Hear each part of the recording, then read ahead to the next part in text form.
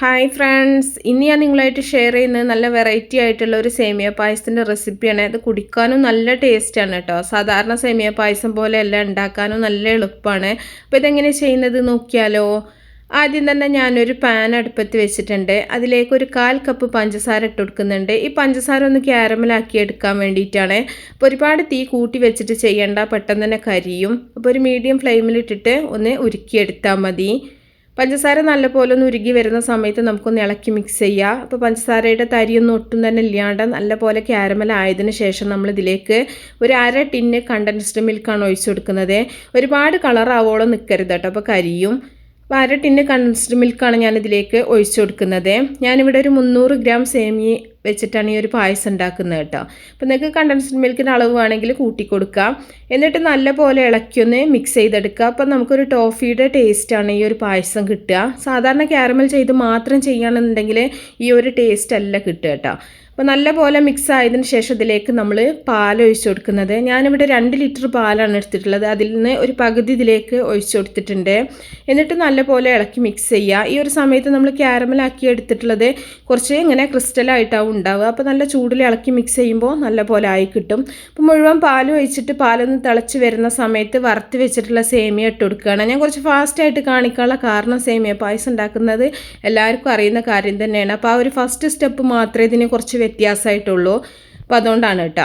അപ്പോൾ ഞാൻ സേമിയ ഇട്ട് കൊടുത്തിട്ടുണ്ട്. സേമിയ ഞാൻ വറുത്ത സേമിയാണ് എടുത്തിട്ടുള്ളത്. നിങ്ങൾക്ക് വറുക്കാത്ത സേമിയ ആണെങ്കിൽ അങ്ങനെ ചെയ്യാം. വറുത്ത സേമിയ ആകുമ്പോൾ അതാണ് നല്ലത് കേട്ടോ. സേമിയ ഇട്ടതിന് ശേഷം നമ്മളിതിലേക്ക് 1/2 കപ്പ് പഞ്ചസാരയും കൂടെ ചേർത്ത് കൊടുക്കുന്നുണ്ട്. അപ്പോൾ പഞ്ചസാര ഓരോരുത്തരുടെ മധുരത്തിനനുസരിച്ചിട്ട് ചേർക്കുക. 1/4 കപ്പ് പഞ്ചസാര ക്യാരമൽ ചെയ്തിട്ടുണ്ടായിരുന്നു. പിന്നെ 1/2 ടിന്ന് കണ്ടൻസ്ഡ് മിൽക്കും കൂടെ ഒഴിച്ചിട്ടുണ്ടായിരുന്നു. അത് നോക്കിയിട്ട് വേണം നിങ്ങൾ പഞ്ചസാര എക്സ്ട്രാ ചേർത്ത് കൊടുക്കാനായിട്ട്.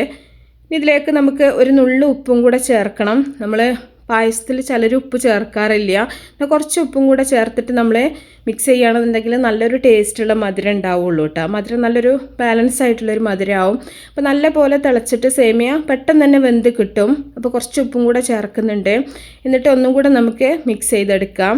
ഇത് വണ്ണം കുറഞ്ഞിട്ടുള്ള സേമിയ ആയത് കാരണം തന്നെ വളരെ ഈസി ആയിട്ട് തന്നെ നമുക്ക് റെഡിയാക്കി എടുക്കാൻ പറ്റുന്ന നല്ലൊരു പായസമാണ്. അപ്പോൾ കളറും തന്നെ നല്ലൊരു കളറായിരിക്കും. അതുപോലെ കഴിക്കാനും നല്ല ടേസ്റ്റാണ് കേട്ടോ.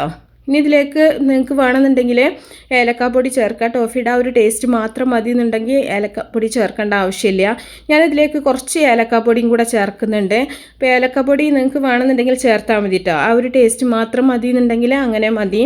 അപ്പോൾ ഏലക്കാപ്പൊടിയും കൂടെ ചേർത്തിട്ട് നല്ലപോലെ ഒന്ന് മിക്സാക്കി എടുക്കുന്നുണ്ട്. അപ്പോൾ ഇത്രയേ ഉള്ളൂ. തീ ഓഫ് ചെയ്തിട്ട് നമുക്ക് അണ്ടിപ്പരിപ്പും മുന്തിരിയൊക്കെ നെയ്യിൽ വറുത്തിട്ട് ഇതിലേക്ക് ഒഴിച്ചു കൊടുക്കുക. സാധാരണ നമ്മൾ പായസത്തിലേക്ക് ചെയ്യുന്ന പോലെ തന്നെ. അപ്പോൾ ഇതും കൂടെ ഇത്രയേ ഉള്ളൂ കേട്ടോ. നല്ല കട്ടിയായിട്ട് വേണമെന്നുള്ളവരാണെന്നുണ്ടെങ്കിൽ ഈ ഒരു ഇതിൽ കഴിക്കാം. ഇനി നിങ്ങൾക്കിത് കുറുകി വരുന്നുണ്ടെന്നുണ്ടെങ്കിൽ കുറച്ച് പാലൊന്ന് ചൂടാക്കിയിട്ട് ഒഴിച്ചിട്ട് ലൂസാക്കി എടുത്താൽ മതി. അപ്പോൾ നല്ല ടേസ്റ്റി ആയിട്ടുള്ളൊരു പായസമാണ്. നല്ല ടോഫിയുടെ ഒരു ടേസ്റ്റാണ്. നല്ലൊരു സ്മെല്ലുമാണ് ഈ ഒരു പായസത്തിന്. അപ്പോൾ എല്ലാവരും ഉണ്ടാക്കി നോക്കുക. എന്നിട്ട് നിങ്ങളുടെ അഭിപ്രായങ്ങളൊക്കെ അറിയിക്കുക. ഇഷ്ടപ്പെട്ടാൽ ലൈക്ക് ചെയ്യുക, ഷെയർ ചെയ്യുക. അപ്പോൾ നല്ല റെസിപ്പികളൊക്കെ ആയിട്ട് നമുക്ക് അടുത്തൊരു വീഡിയോയിൽ കാണാം. ഓക്കേ.